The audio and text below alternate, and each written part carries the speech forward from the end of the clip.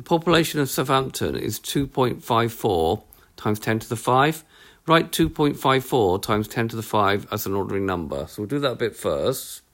So 2.54 times 10 to the 5 means we will need to move this decimal point 1, 2, 3, 4, 5 times this way. So making the number bigger. So it would be 254,000. And then the land area of Southampton is 7.28 times 10 to the 1 kilometres squared.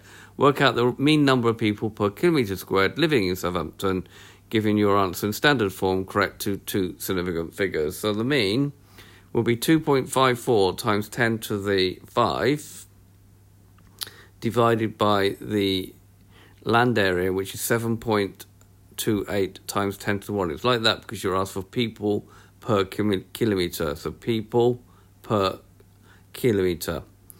Right, if you work that out on your calculator, you're going to get 3,489.01, etc. We have to give our answer in standard form, so standard form means that we need to write the first number as a number between 1 and 10. Also, we have to round off to two significant figures, so that 8 will make that 4 a 5. So it becomes 3.5, and we would have to move the decimal point 1, 2, 3, so it'll be times 10 to the 3 people per kilometre. So this has been a video to show you how to use standard form and calculate a mean giving your answer in standard form. I hope you understood, and I thank you very much for watching.